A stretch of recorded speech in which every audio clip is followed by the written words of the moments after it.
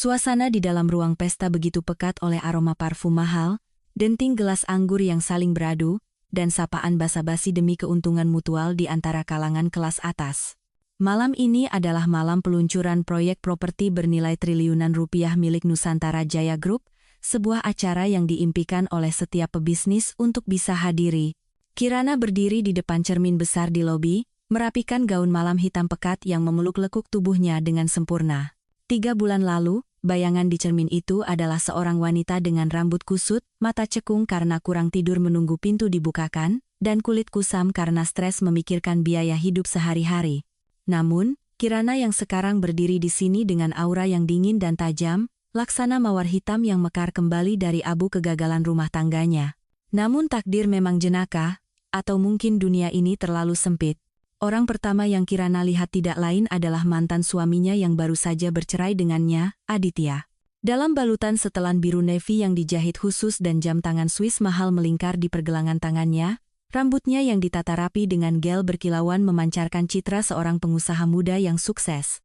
Berdiri di sampingnya adalah Bella, kekasih mudanya yang selalu ia manjakan bak harta karun, sosok yang menjadi penyebab hancurnya pernikahan 5 tahun Kirana seperti gelembung sabun. Bella mengenakan gaun malam merah menyala dengan belahan dada yang berani, memamerkan kakinya yang jenjang. Tangannya melingkar erat di lengan Aditya seolah takut ada yang merebut. Di lehernya, tergantung kalung berlian berkilauan yang Kirana tebak pasti, membuat Aditya harus berutang tidak sedikit untuk membelinya demi menyenangkan sang kekasih. Melihat mereka berdiri bersama sebagai pasangan yang serasi dan memesona, Kirana merasakan kepahitan yang aneh. Pahit bukan karena masih cinta, melainkan karena menyesali masa mudanya yang ia habiskan untuk berhemat. Bahkan tak berani membeli lipstik yang bagus, hanya demi mendukung pria ini agar bisa mencapai posisinya hari ini. Kirana berniat berjalan melewati mereka seolah-olah orang asing, tetapi tatapan Aditya keburu bertemu dengannya.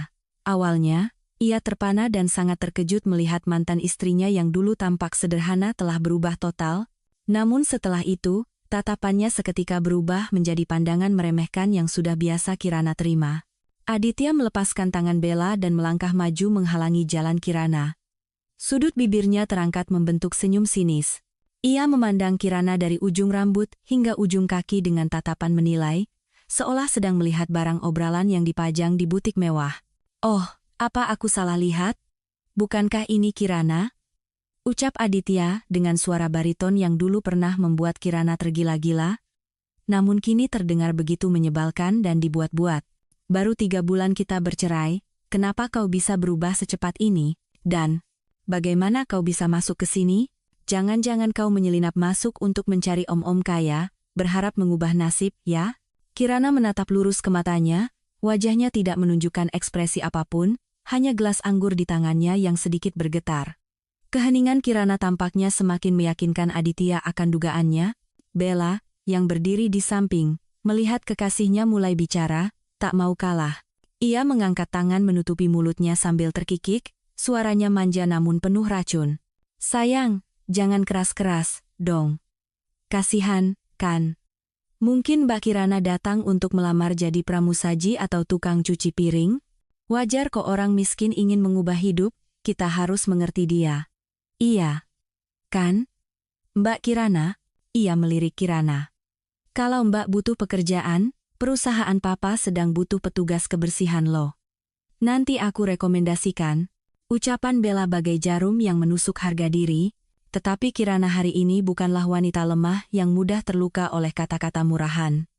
Kirana menatap Bella dengan tatapan yang begitu tenang, hingga senyum di bibir Bella menjadi kaku.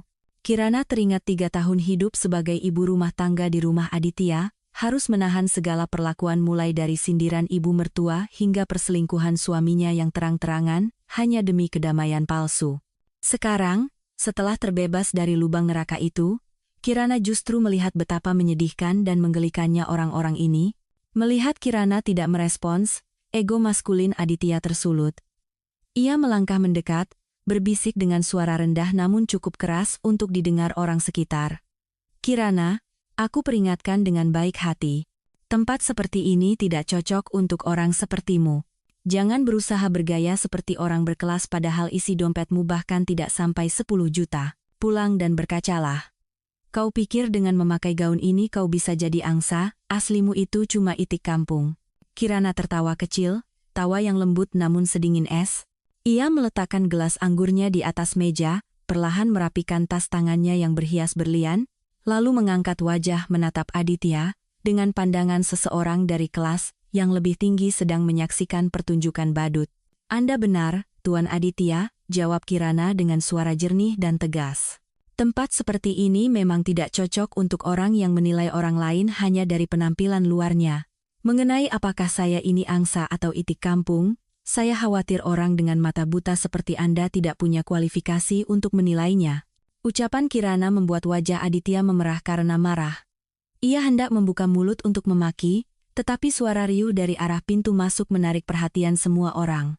Suara melengking yang familiar hingga membuat bulu kuduk Kirana berdiri, merobek atmosfer mewah pesta itu adalah suara mantan ibu mertuanya, Ibu Marini.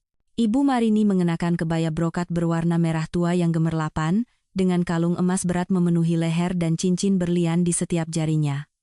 Ia lebih tampak seperti toko emas berjalan daripada seorang sosialita. Ia datang bersama sekelompok teman-temannya, wanita-wanita berdandan menor dan bersuara tak kalah keras, yang selalu menjadi pemeran pendukung dalam drama besarnya. Ketika Ibu Marini melihat Kirana, matanya berbinar tajam. Bukan tatapan senang bertemu kenalan, melainkan tatapan predator yang menemukan mangsa empuk yang tak bisa lari.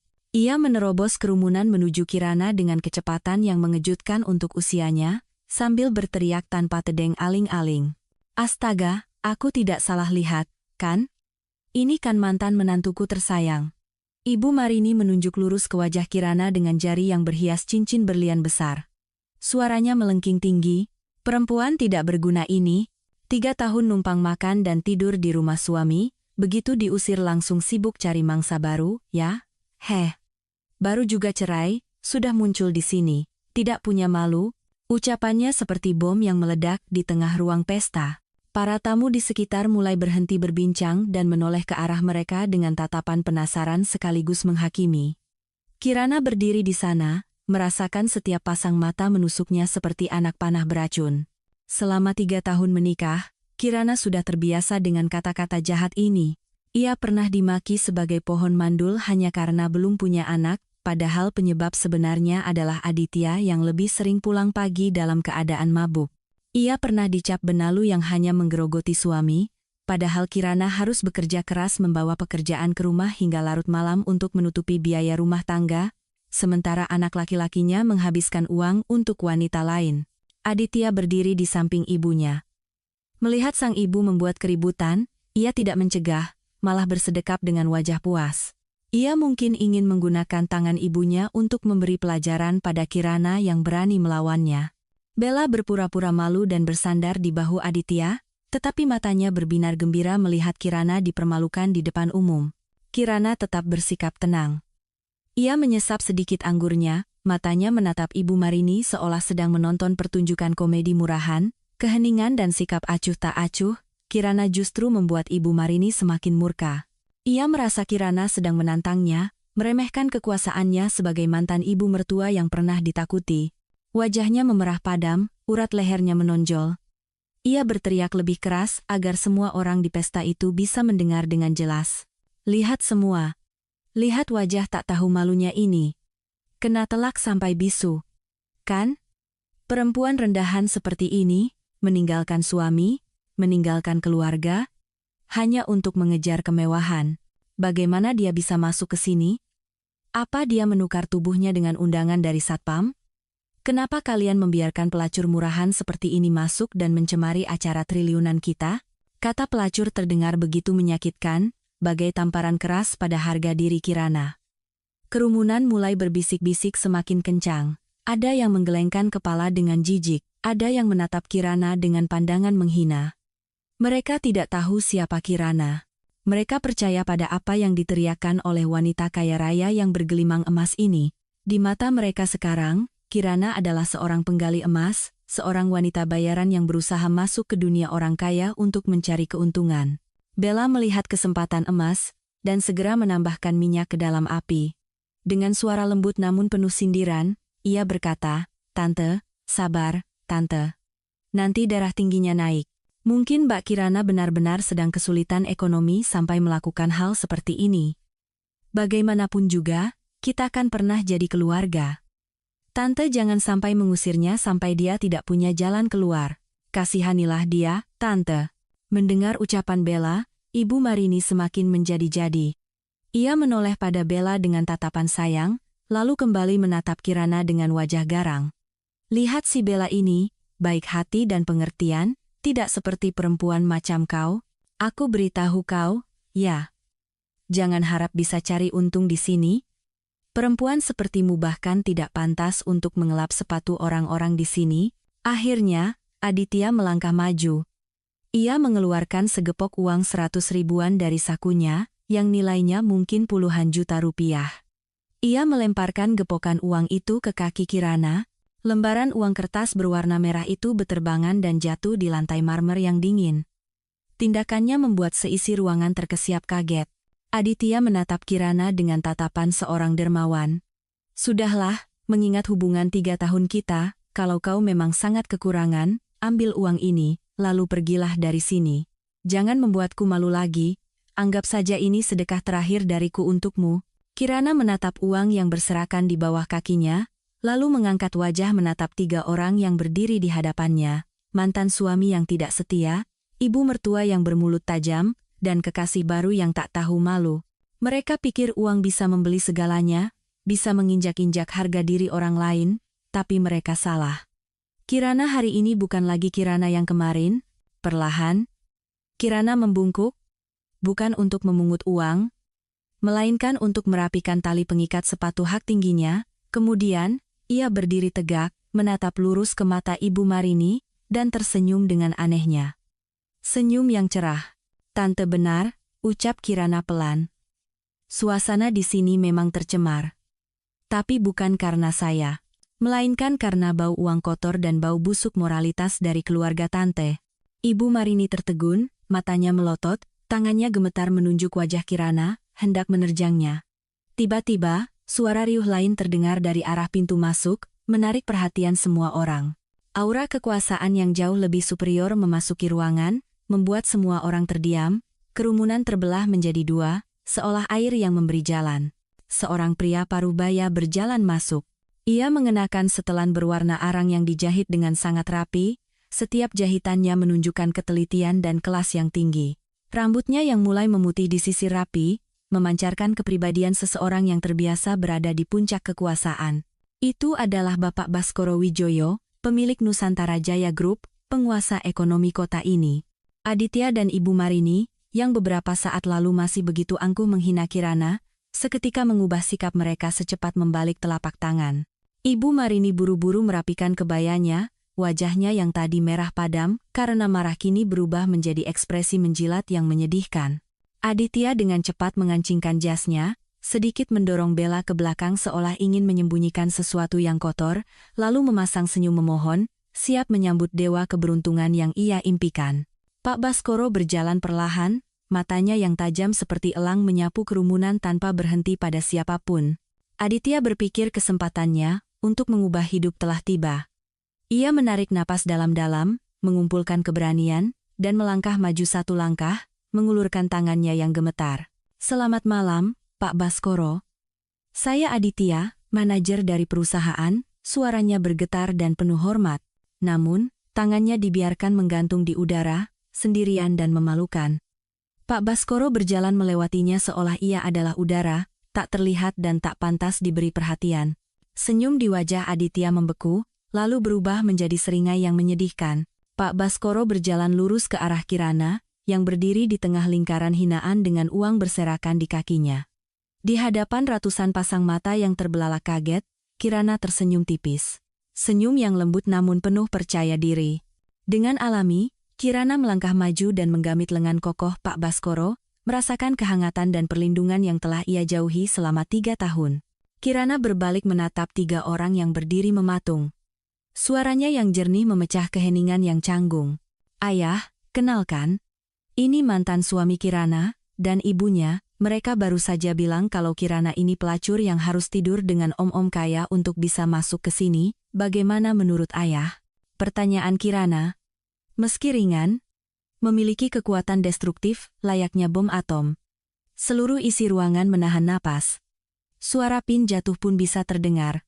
Mulut Ibu Marini ternganga, matanya seolah mau copot dari tempatnya, wajahnya pucat pasi seolah tak berdarah, kakinya lemas. Gelas sampahnya di tangan Bella jatuh ke lantai dan pecah berkeping-keping.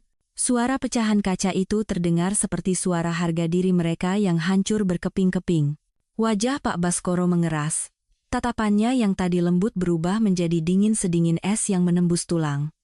Ia menatap Aditya dan Ibu Marini dengan pandangan yang seolah bisa membekukan jiwa mereka. "Pelacur," ucapnya dengan suara berat dan berwibawa. "Putriku satu-satunya, pewaris Nusantara Jaya Group di masa depan, harus menjadi pelacur, kalian benar-benar punya nyali." Pernyataan Pak Baskoro adalah vonis mati bagi keluarga Aditya. Para tamu di sekitar mulai berbisik lagi, tapi kali ini, pandangan mereka terhadap Kirana bukan lagi hinaan, melainkan keterkejutan, kekaguman, dan ketakutan. Kirana merasakan tangan Pak Baskoro menepuk punggung tangannya dengan lembut untuk menenangkannya, namun di dalam hatinya, ada perasaan puas bercampur sedikit kesedihan. Ternyata, hati manusia begitu rapuh. Hanya dengan satu status, hitam bisa berubah menjadi putih, dan orang yang tadinya diinjak-injak bisa menjadi seorang ratu. Tim keamanan yang sigap segera muncul, memisahkan keluarga Aditya dan Bella dari area VIP, seolah memisahkan kuman dari tubuh yang sehat. Aditya berdiri di sana, wajahnya sepucat kertas. Bibirnya bergerak ingin mengatakan sesuatu, tapi tenggorokannya seolah tercekat. Ibu Marini gemetar, harus berpegangan pada Bella untuk bisa berdiri. Matanya menatap Kirana kosong, seolah melihat hantu. Pak Baskoro tidak memberi mereka kesempatan untuk menjelaskan. Ia berbalik dan memberi perintah singkat namun tegas kepada sekretarisnya. "Periksa kembali semua proyek yang sedang bekerja sama dengan perusahaan orang ini. Nusantara Jaya Group tidak berbisnis dengan orang yang moralnya buruk." Kalimat itu secara resmi mengakhiri karier yang telah Aditya bangun dengan segala cara. Kirana menatap punggung mereka yang digiring keluar dari ruang pesta dengan penuh rasa malu. Kirana tidak merasa kasihan sedikit pun. Kirana teringat 3 tahun lalu, saat ia memutuskan meninggalkan semua kemewahan untuk mengenakan pakaian sederhana dan hidup seperti gadis miskin. Itu bukan lelucon, melainkan sebuah pertaruhan antara Kirana dan ayahnya. Ayahnya berkata bahwa pria di dunia ini lebih mementingkan keuntungan daripada cinta.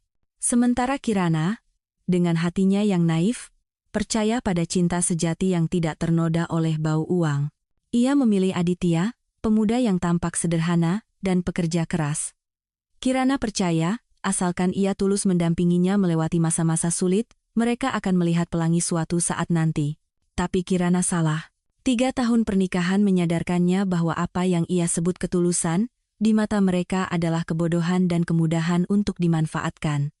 Kenangan paling menyakitkan kembali terlintas, suatu siang 3 bulan lalu. Saat itu, Kirana menemukan kalung mutiara hitam, satu-satunya kenang-kenangan dari almarhumah ibunya, telah hilang tanpa jejak. Itu adalah benda paling berharga dalam hidupnya, yang ia simpan baik-baik di dasar lemari, berniat memberikannya pada putrinya kelak. Ketika Kirana mendesak, Aditya mengaku tanpa rasa bersalah telah menggadaikannya untuk modal usaha. Namun, kebenaran yang lebih kejam adalah uang itu ia gunakan untuk membelikan tas Hermes untuk ulang tahun Bella. Detik itu, hati Kirana hancur. Bukan karena kehilangan benda berharga, tapi karena ia sadar, di mata suaminya, kenang-kenangan sakral dari istrinya bahkan lebih tidak berharga dari sebuah barang mewah untuk menyenangkan selingkuhannya. Itu adalah tetes terakhir yang membuat gelas kesabarannya tumpah. Saat itulah Kirana mengakui bahwa ia kalah dalam pertaruhan dengan ayahnya. Ia kalah, tetapi ia mendapatkan kebebasannya kembali. Kirana menoleh pada ayahnya. Mata sang ayah memancarkan belas kasih dan cinta yang tak terhingga. Ia tahu Kirana sedang terluka-luka pendewasaan yang harus dibayar dengan kepercayaan. "Ayo pulang nak. Permainan sudah berakhir," ucapnya lembut. Kirana mengangguk, menggenggam erat tangan ayahnya. Ya, permainan Cinderella telah usai. Sekarang saatnya bagi Kirana untuk kembali menjadi dirinya sendiri. Dan orang-orang yang pernah menginjak-injak harga dirinya, harus membayar harga yang setimpal untuk keserakahan dan ketidaksetiaan mereka. Mobil limusin mewah melaju mulus di jalanan Jakarta malam itu, meninggalkan gemerlap lampu pesta di belakang. Kirana kembali ke penthouse di lantai 45 yang telah disiapkan ayahnya sejak awal, namun ia tolak demi tinggal di sebuah rumah kontrakan sempit bersama Aditya. Ruangan yang luas, perabotan mewah, dan aroma lavender dari diffuser membuatnya merasa familiar sekaligus asing. Berdiri di depan jendela kaca dari lantai ke langit-langit, memandang kota yang berkilauan di bawah kakinya, Kirana bertanya pada dirinya sendiri, untuk apa ia hidup selama 3 tahun terakhir ini. Ponsel di atas meja bergetar hebat, membuyarkan lamunannya. Nomor tak dikenal, tapi instingnya tahu siapa itu. Kirana ragu sejenak, lalu mengangkatnya. Suara Aditya yang familiar terdengar, tapi tanpa keangkuhan seperti tadi sore, hanya ada tuduhan tak tahu malu. Kirana, kau hebat sekali. Kau menipuku selama 3 tahun ini. Kenapa kau tidak bilang kalau kau putri Pak Baskoro? Kalau kau bilang lebih awal, aku tidak perlu susah payah cari uang di luar, aku tidak perlu. Ia ragu sejenak, mungkin hendak berkata, tidak perlu selingkuh. Tapi menelan kembali kata-kata itu. Kirana tertawa, tawa getir yang menggema di ruangan kosong. Sampai sekarang, ketika kebenaran terungkap, Aditya masih tidak merasa bersalah atas pengkhianatannya. Di otaknya, Kirana yang menyembunyikan statusnya adalah kesalahan terbesar, kesalahan yang membuatnya kehilangan kesempatan hidup sebagai raja. Kalau aku bilang lebih awal, balas Kirana dingin, bagaimana aku bisa tahu bahwa kau adalah tipe pria yang tega menjual kenang-kenangan istri demi membiayai selingkuhan? Aditya, jangan salahkan keadaan atau keheninganku, sifat aslimu adalah serakah dan lemah. Siapapun aku, kau akan tetap mengkhianatiku. Kirana, jangan bicara seperti itu. Bagaimanapun kita pernah jadi suami istri.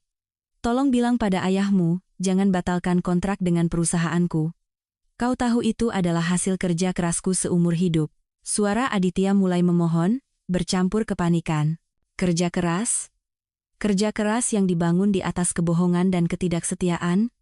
Potong Kirana dengan suara tajam. Sebaiknya kau ingat, kita sudah bercerai. Aku tidak punya kewajiban untuk menolongmu, dan tidak punya alasan untuk melindungi orang yang pernah menginjak-injakku. Mulai sekarang, jangan telepon nomor ini lagi. Kirana menutup telepon dengan tegas dan memblokir nomornya. Perasaan lega menyelimuti tubuhnya. Ia telah memotong tuntas benalu yang bernama masa lalu.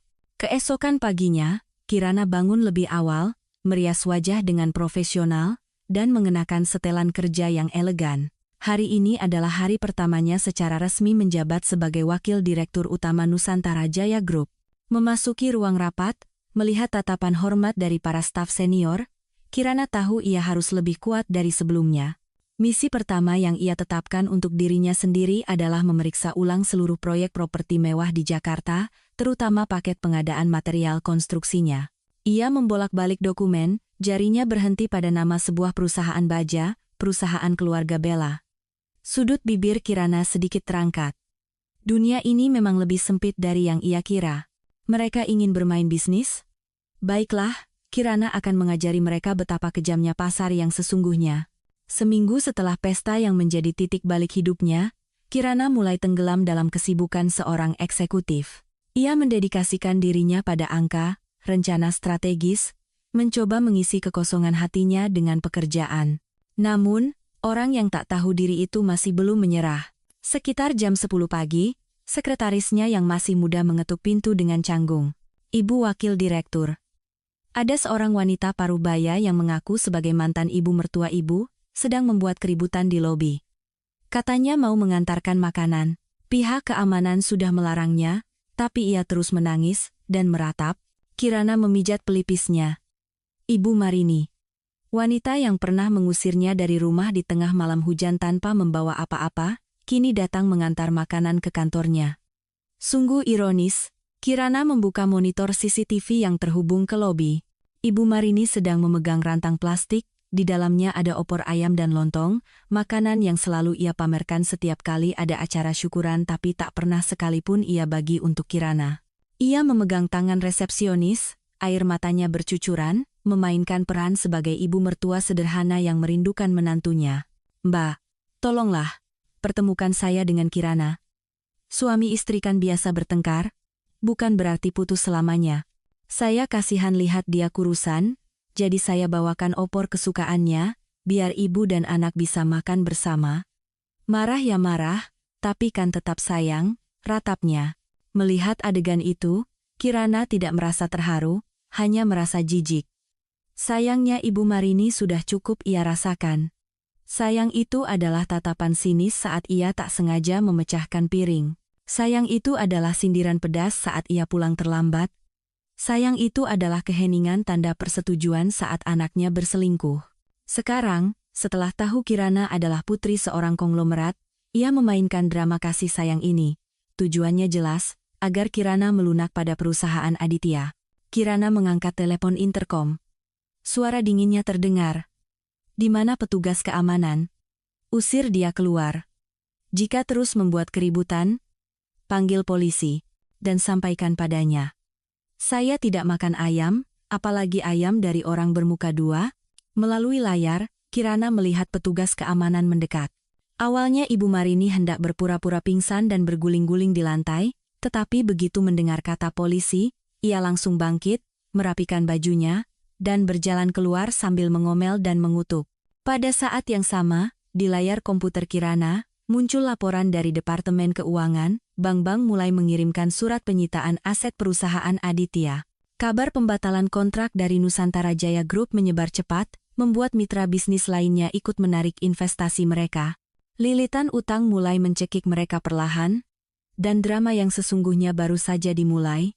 Kirana bersandar di kursinya, menatap langit kelabu di luar jendela. Ia bertanya pada dirinya sendiri, ketika seseorang sudah terpojok, seberapa buruk sifat asli mereka bisa terungkap. Malam amal itu diadakan di sebuah hotel mewah di tepi danau buatan, dengan semilir angin sepoi-sepoi. Cahaya lampu temaram terpancar dari jendela-jendela kaca besar, menciptakan pemandangan gemerlap yang terasa jauh dari hiruk-pikuk dunia luar. Kirana melangkah masuk ke dalam ruangan, disambut aroma bunga lili putih, bunga kesukaan almarhumah ibunya, namun juga bunga yang membawa kenangan pahit tentang perpisahan. Hari ini Kirana datang bukan hanya sebagai wakil direktur utama Nusantara Jaya Group, tetapi sebagai seorang anak yang datang untuk merebut kembali harta karunnya yang dicuri.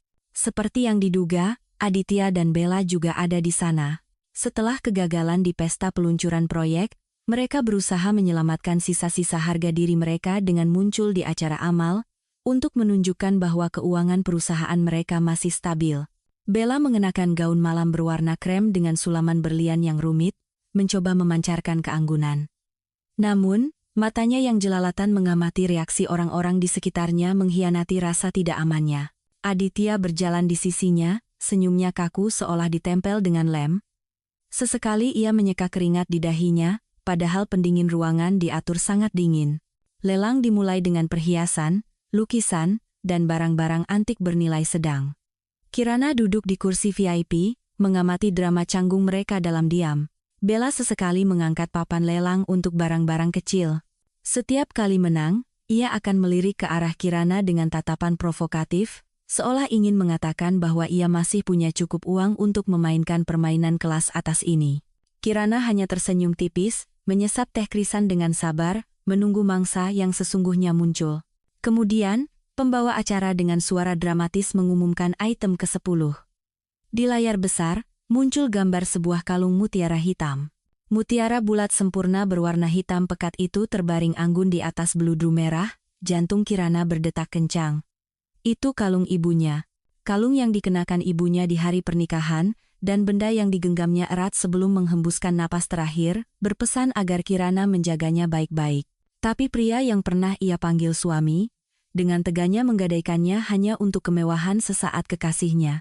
Kirana menoleh ke arah Aditya, melihatnya membisikkan sesuatu pada Bella. Wajahnya tampak sedikit tegang.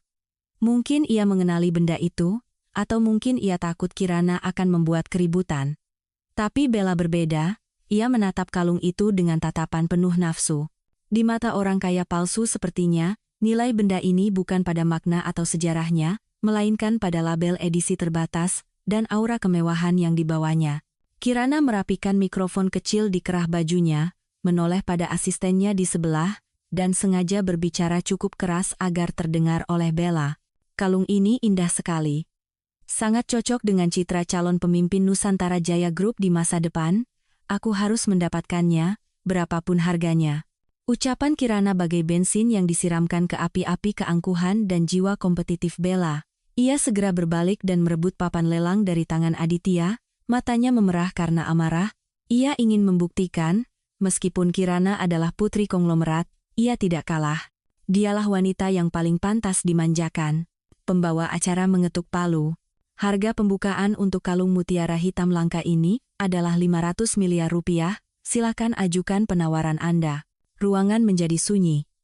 Semua mata tertuju pada tangan-tangan yang akan mengangkat papan. Kirana menarik napas dalam-dalam, menahan rasa sakit yang membuncah di hatinya melihat kenang-kenangan ibunya dinilai dengan uang. Tapi Kirana tahu, jika ingin mendapatkannya kembali dengan cara yang paling elegan, ia harus membiarkan mereka merasakan kepahitan dari keserakahan dan harga diri palsu mereka sendiri. Perlahan, Kirana mengangkat papannya. Suaranya yang datar namun mantap terdengar di tengah keheningan. 1 triliun rupiah, harga yang melonjak 2 kali lipat pada tawaran pertama membuat seisi ruangan heboh. Bisik-bisik mulai terdengar. Bella, yang duduk di seberang, wajahnya menegang karena marah. Ia tidak menyangka Kirana akan bermain seagresif ini. Aditya di sebelahnya buru-buru menarik lengan Bella, berbisik melarangnya. Tapi Bella, yang kini dibutakan oleh rasa iri, menepis tangan Aditya. Ia mengangkat papannya tinggi-tinggi, suaranya melengking penuh tantangan. 1,5 triliun. Kirana tidak menoleh padanya, hanya tersenyum tipis. Senyum yang begitu dingin hingga membuat asisten di sebelahnya merinding. Kirana mengangkat papannya lagi. 2 triliun. Persaingan memanas. Penawar lain sudah lama mundur. Panggung kini menjadi milik 2 wanita yang bertarung tanpa mau mengalah. Bella, didorong oleh hasrat untuk menang, terus menaikkan harga. Ia terlihat menelepon seseorang, mungkin untuk menggalang dana darurat atau memaksa Aditya mentransfer uang. Lalu meneriakkan harga dengan wajah seorang pemenang setiap kali melihat Kirana terdiam beberapa detik.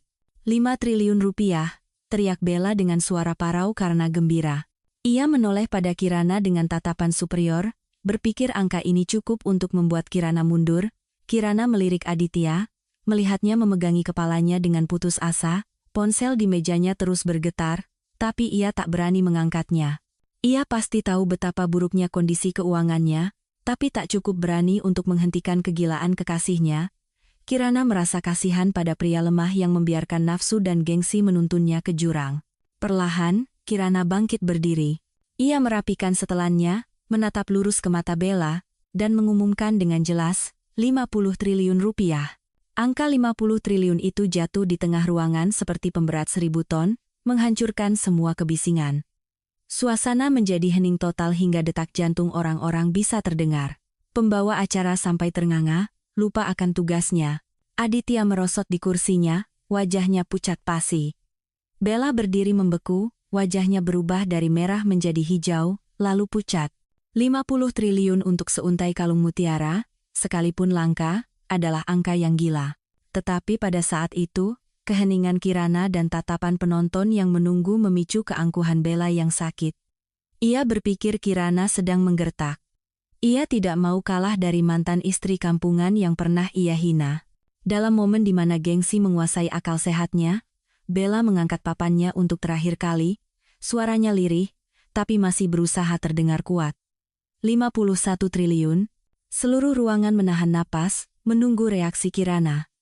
Semua orang berpikir Kirana akan menaikkan harga lagi, karena semua tahu betapa kayanya Nusantara Jaya Group, tapi Kirana hanya tersenyum.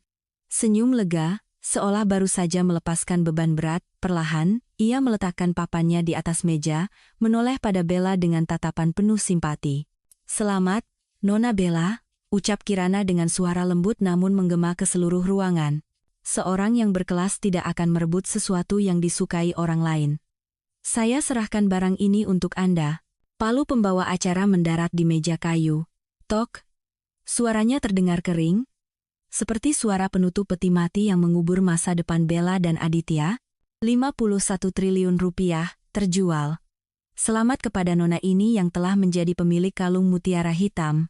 Tepuk tangan membahana, tapi bagi Bella saat ini, Itu mungkin suara paling menakutkan di dunia. Ia berdiri di sana, tangannya masih memegang papan lelang, tapi seluruh tubuhnya gemetar. Senyum kemenangan beberapa saat lalu telah lenyap, digantikan oleh kepanikan luar biasa saat menyadari kebodohan yang baru saja ia lakukan.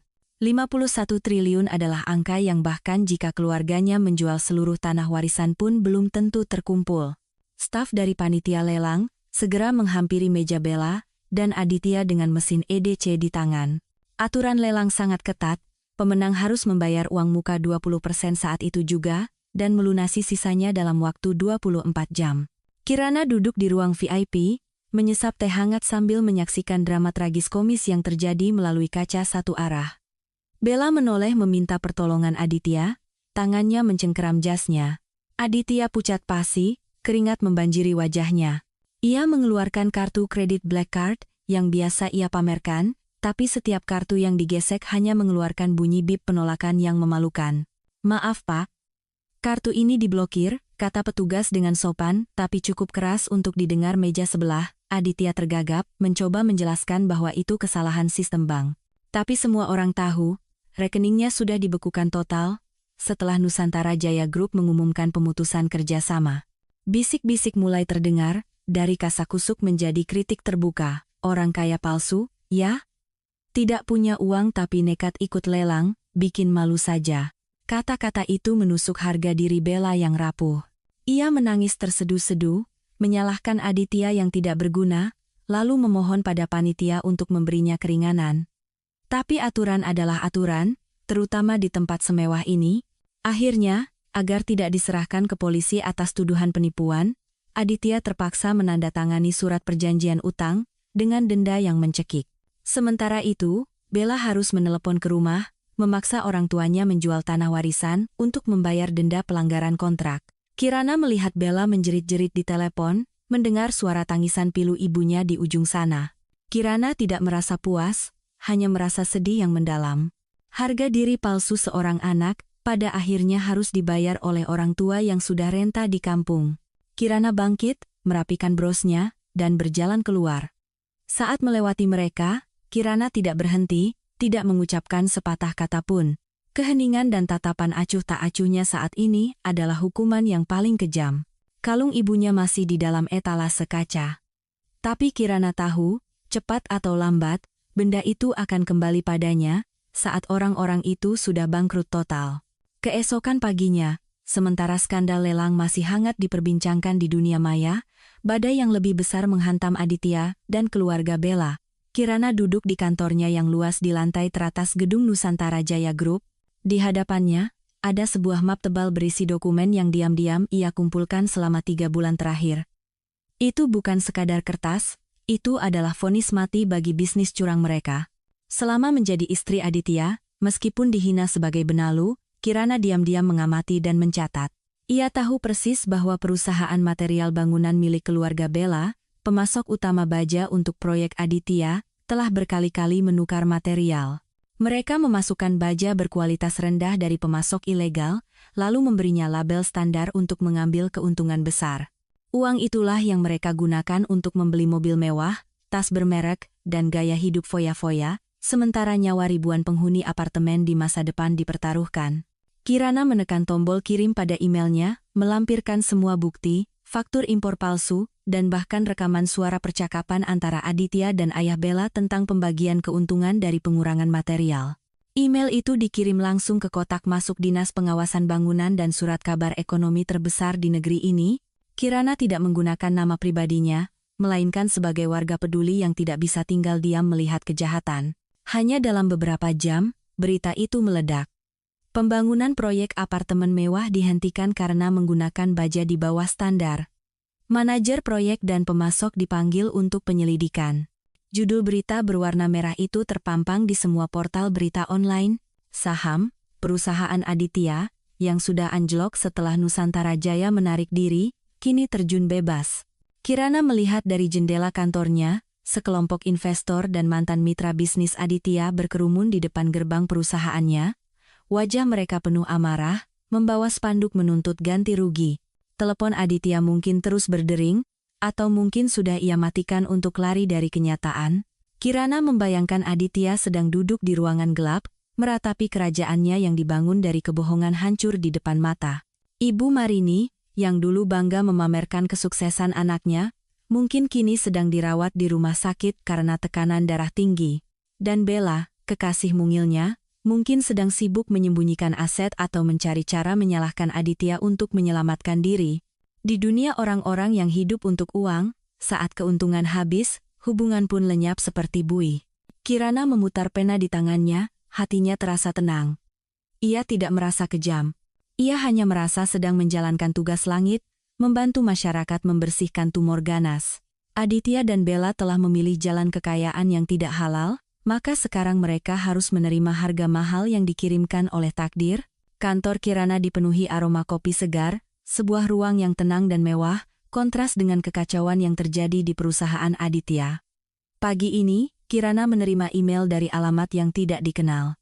Subjeknya hanya 2 kata, kebenaran. Pengirimnya adalah seorang akuntan lama Aditya, yang pernah dipecat secara tidak adil untuk memberi jalan bagi kerabat Bella. Terlampir di email itu adalah sebuah klip video yang direkam secara diam-diam. Di dalam video, kantor manajer Aditya berantakan seperti medan perang. Tumpukan dokumen berserakan, dan teriakan-teriakan melengking terdengar. Aditya, dengan rambut acak-acakan dan mata merah, menunjuk-nunjuk wajah Bella. Kau bilang kau anak juragan kayu dari Sumatera, punya aset ratusan miliar, kan? Raung Aditya. Kenapa sekarang saat aku butuh uang untuk menolong perusahaan, yang kau punya cuma buku tabungan kosong, kau menipuku? Beraninya kau menipuku. Bella berdiri terpojok, wajahnya lebam dan riasannya luntur oleh air mata. Ia tidak lagi memiliki keanggunan seperti di acara lelang. Aku tidak pernah bilang keluargaku kaya raya. Kau saja yang lihat aku pakai barang bermerek, lalu berasumsi sendiri dan memanjakanku. Sekarang kau bangkrut dan malah menyalahkanku? Pria brengsek, plak. Suara tamparan terdengar begitu keras di video. Aditya menjambak rambut Bella, dengan kasar, hingga ia tersungkur. 2 orang yang pernah bersumpah saling mencintai, yang pernah bersama-sama menertawakan penderitaan Kirana, kini saling menyerang seperti binatang buas yang terluka dan terpojok. Ternyata, apa yang mereka sebut cinta sejati begitu rapuh. Di video, Bella meronta. Ia meraih vas keramik di meja, hendak melemparkannya, tapi ia berhenti. Ia menatap Aditya dengan mata penuh dendam. Kau berani menamparku? Bagus, Aditya. Jangan pikir aku tidak tahu kau menggelapkan uang proyek dan menghindari pajak selama bertahun-tahun. Kalau kau macam-macam, aku akan bongkar semuanya biar kau dan perusahaan busukmu ini hancur bersama-sama. Aditya membeku. Wajahnya berubah dari marah menjadi ketakutan yang luar biasa. Ia tahu Bella memegang rahasia berbahayanya, rahasia yang cukup untuk mengirimnya ke penjara. Kirana menutup video itu. Ia bersandar di kursinya, hatinya terasa hampa. Ia tidak merasakan kepuasan seperti yang ia bayangkan. Ia hanya merasa sedih. Ternyata, ia pernah mendedikasikan seluruh masa mudanya untuk mencintai dan berkorban bagi pria yang tidak hanya tidak setia, tetapi juga bodoh dan kejam. Ponsel Kirana bergetar. Pesan dari akuntan lama itu masuk lagi. Ibu Kirana, saya masih punya banyak bukti lain tentang penggelapan pajaknya. Jika ibu mau, akan saya berikan semua. Saya hanya ingin melihat dia menerima ganjaran atas perbuatannya. Kirana membalas singkat, terima kasih. Sekutu tak terduga telah terbentuk. Kirana tahu, ini adalah kartu truf terakhir yang akan mengirim Aditya dan Bella ke jalan buntu, di mana hukum dan nurani akan menghakimi mereka. Hujan deras tiba-tiba turun di Jakarta sore itu. Kirana mengemudikan mobilnya kembali ke rumah mewah di tepi danau, tempat ia kini tinggal bersama ayahnya. Saat tiba di gerbang, lampu mobil menembus tirai hujan. Kirana melihat sesosok tubuh berdiri gemetar, basah kuyup, menghalangi jalan masuk. Itu Aditya. Melihat mobil Kirana, ia langsung berlari dan berlutut di tengah genangan air, kedua tangannya terangkat seolah memohon belas kasihan. Kirana duduk di dalam mobil, pintu terkunci rapat, menyaksikan drama murahan itu. Jika ini adalah Kirana 3 tahun lalu, ia pasti akan berlari keluar membawakannya payung. Tapi Kirana yang sekarang hanya merasa geli. Seseorang yang begitu menjaga gengsi seperti Aditya, mau berlutut seperti ini, pasti ada tujuannya. Kirana melirik kaca spion, melihat kilatan lampu kamera dari semak-semak di seberang jalan. Aha, jadi begitu.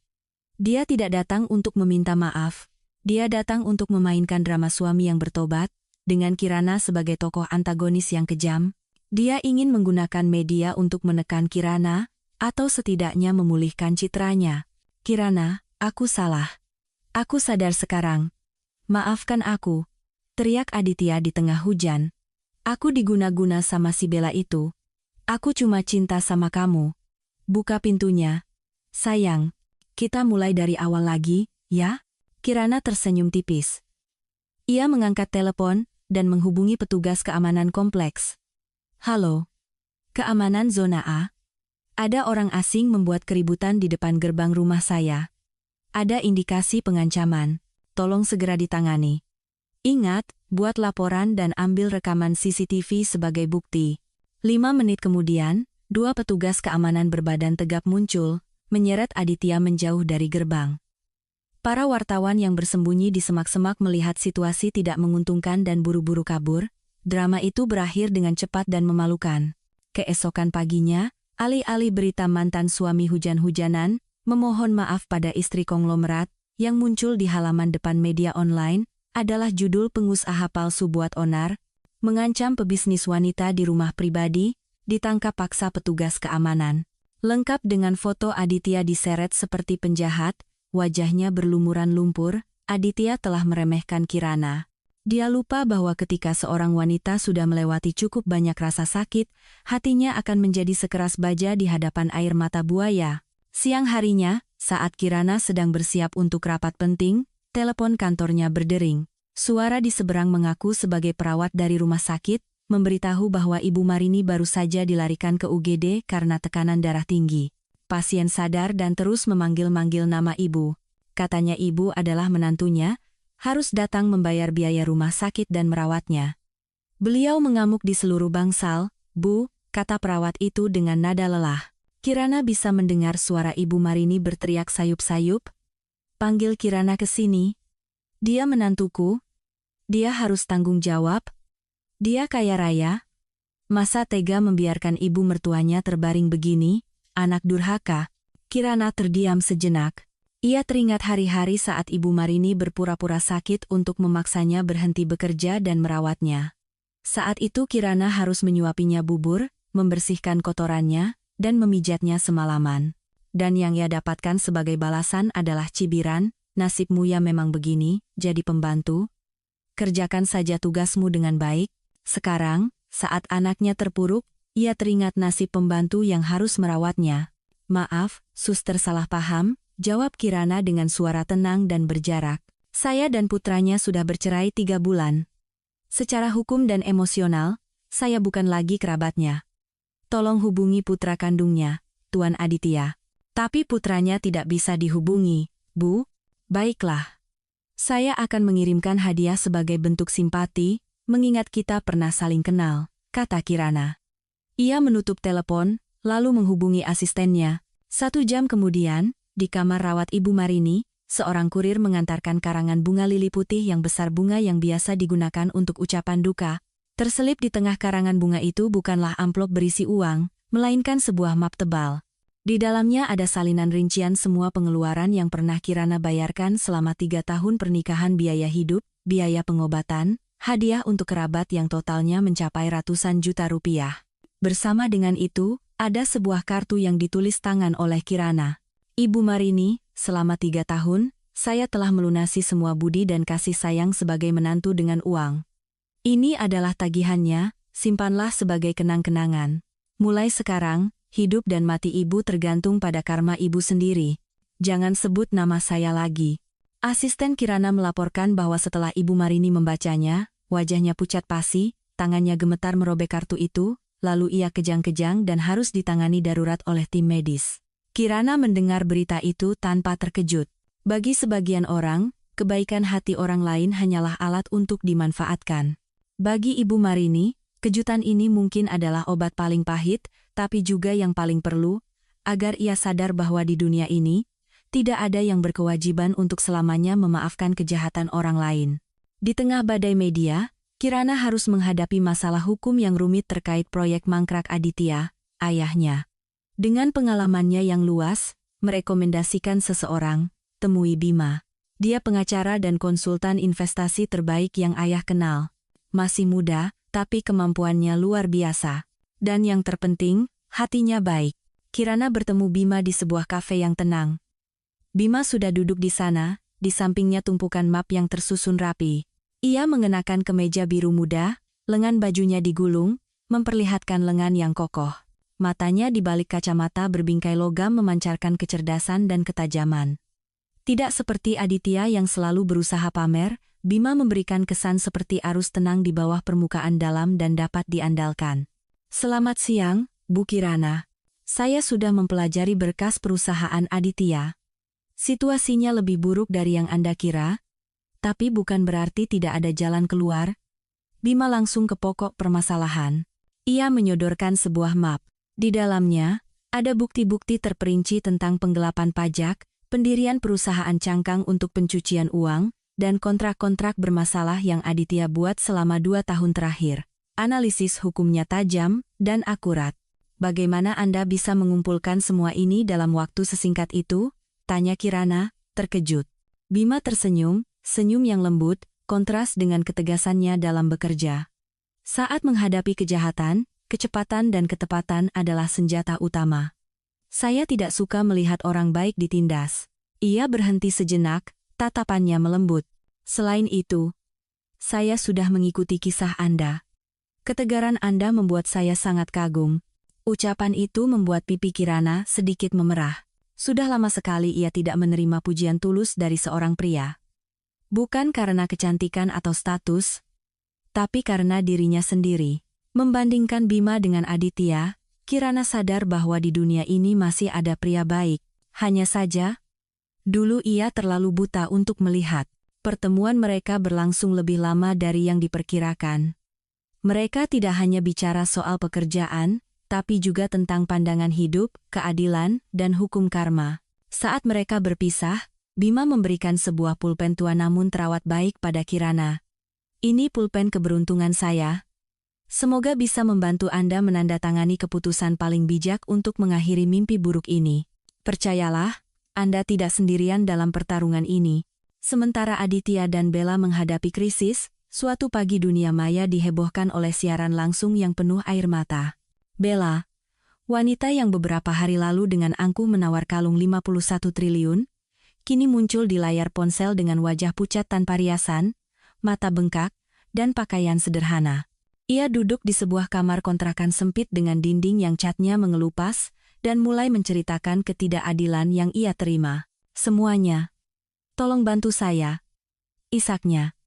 Saya hanya gadis kampung yang datang merantau ke Jakarta. Saya tulus mencintai Mas Aditya. Tidak tahu kalau dia sudah punya istri. Ketika saya tahu, saya mau putus, tapi Ibu Kirana. Dia menggunakan kekuasaannya sebagai anak konglomerat untuk menekan kami sampai tidak punya jalan.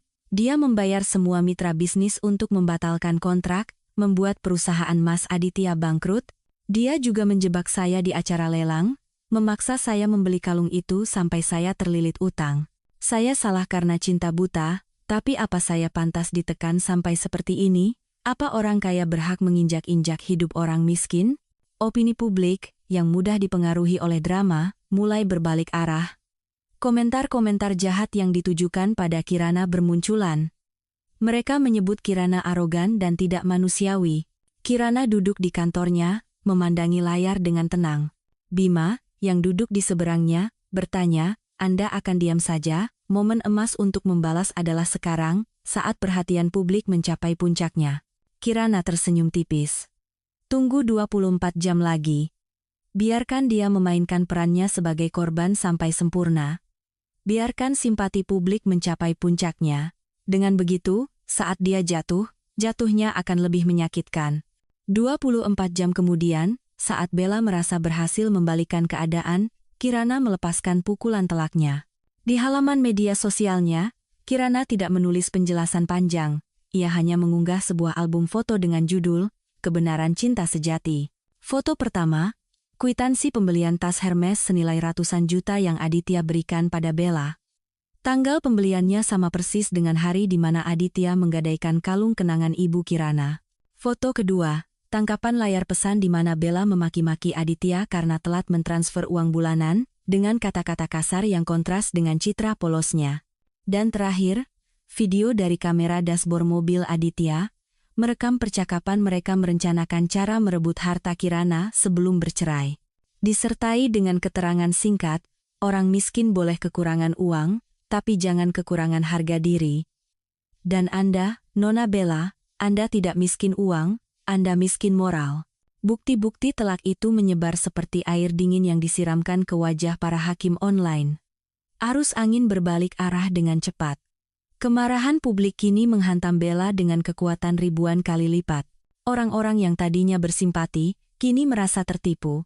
Toko kosmetik online milik Bella diserbu warganet dengan rating bintang 1 hingga akunnya ditangguhkan, alamat kontrakan yang ia perlihatkan di siaran langsungnya dilacak, lalu dilempari telur busuk. Bella panik, mengunci semua akun media sosialnya dan bersembunyi seperti tikus, tapi tragedinya belum berakhir.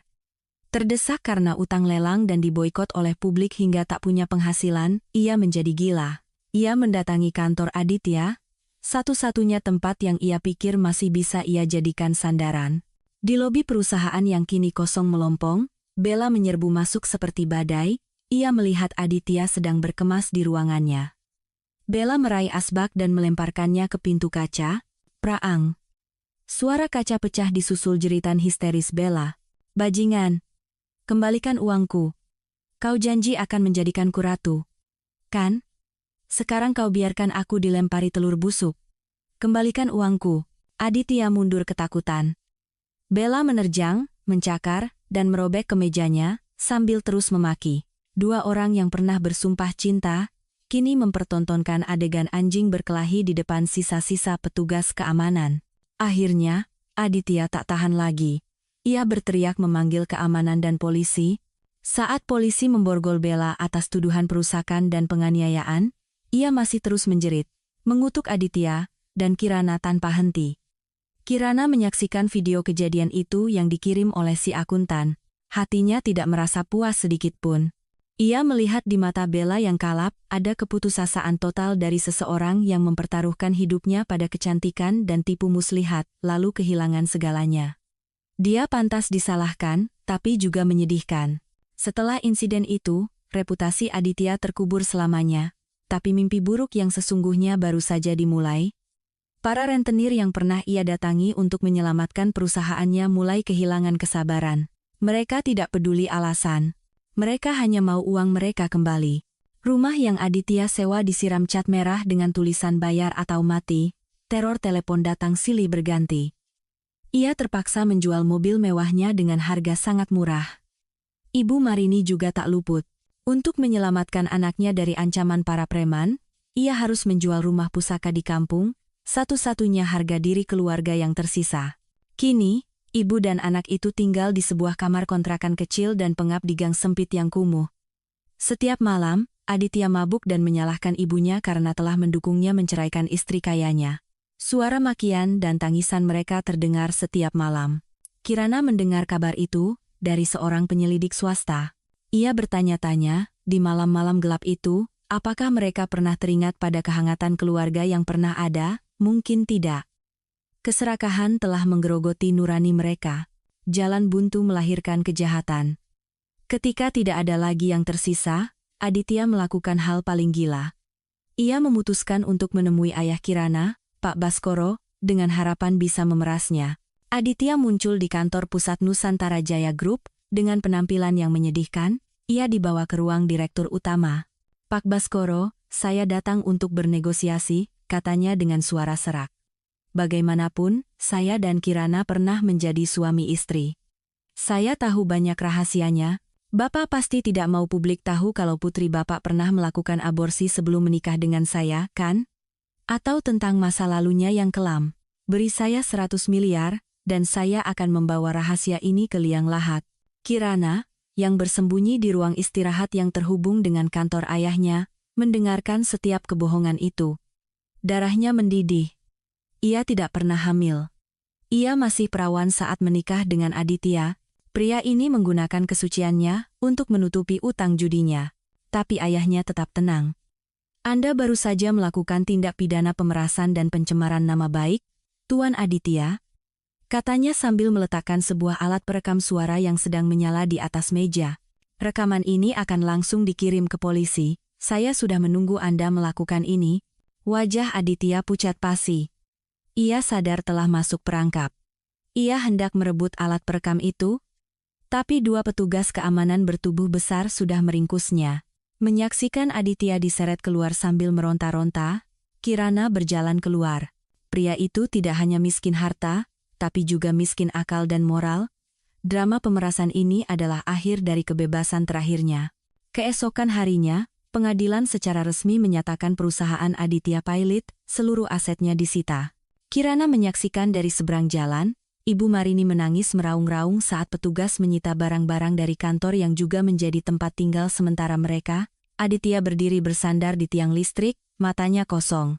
Saat itu, matanya tanpa sengaja menatap layar iklan raksasa di gedung seberang.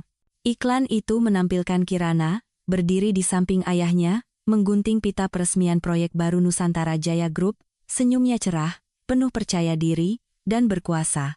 Kontras yang begitu kejam itu menghancurkan sisa-sisa kewarasan Aditya.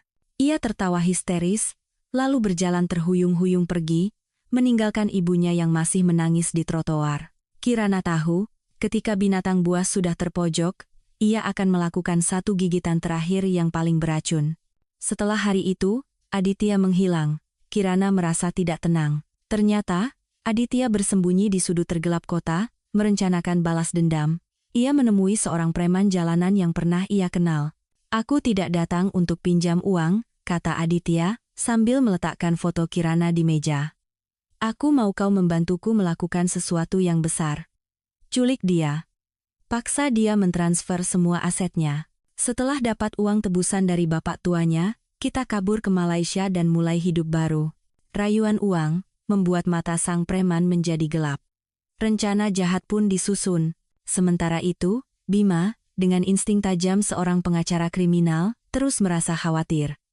Ia memperingatkan Kirana untuk selalu waspada, bahkan memberinya sebuah bros berbentuk bunga kamelia. Pakai ini terus. Anggap saja jimat dari saya.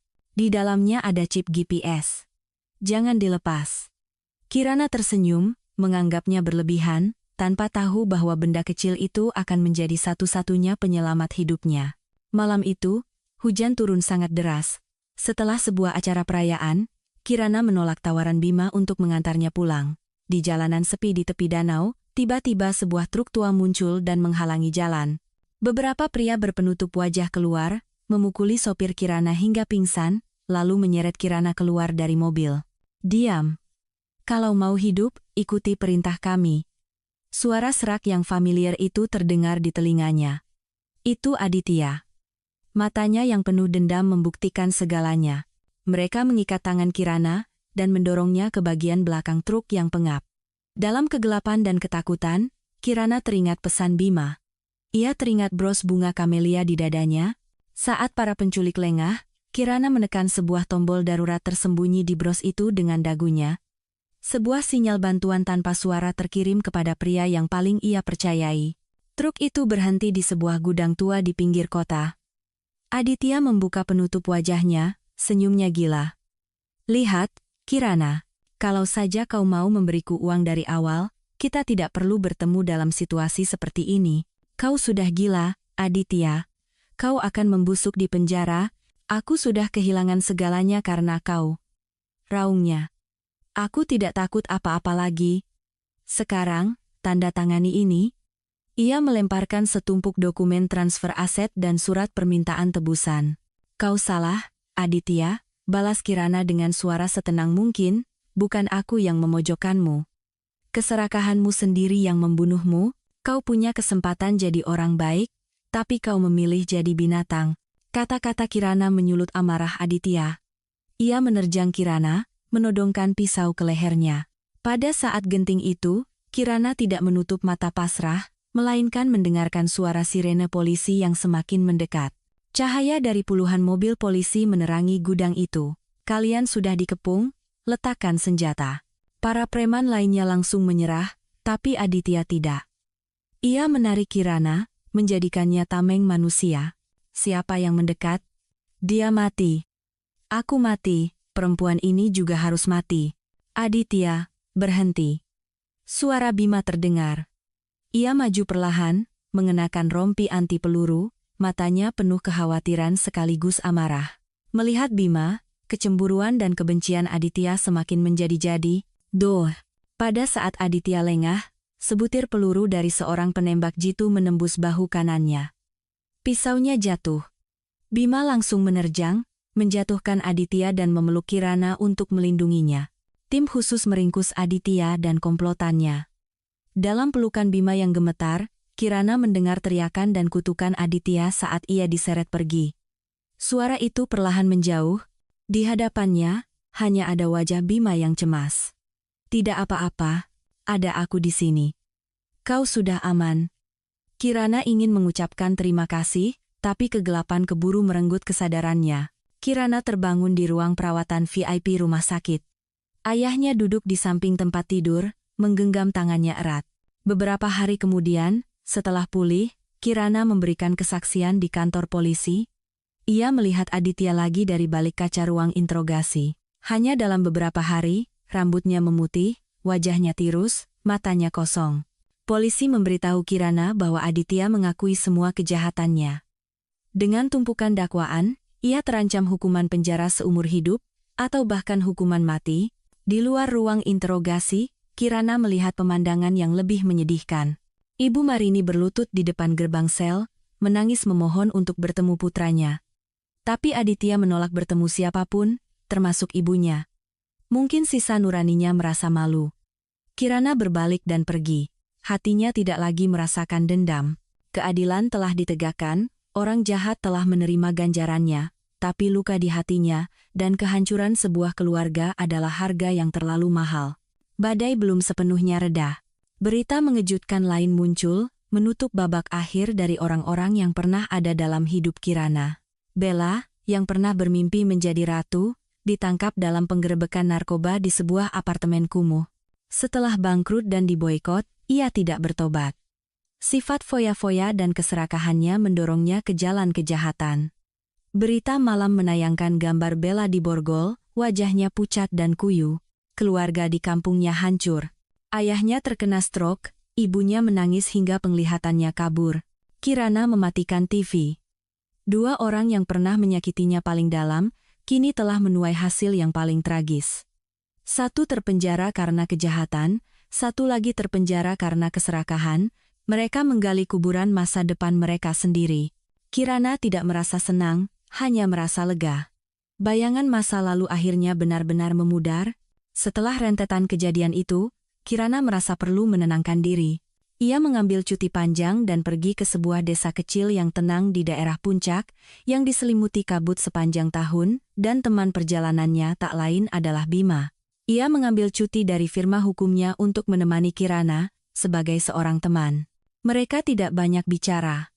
Mereka hanya melakukan kegiatan-kegiatan sederhana. Pagi hari, mereka berjalan-jalan di tengah kebun teh, menghirup udara segar. Siang hari, Bima mengajar anak-anak desa membaca, sementara Kirana membantu para ibu memasak. Melihat senyum tulus anak-anak dan kehangatan penduduk desa, hati Kirana perlahan pulih. Luka di hatinya seolah dibasuh oleh mata air yang sejuk. Suatu malam, mereka duduk di depan api unggun.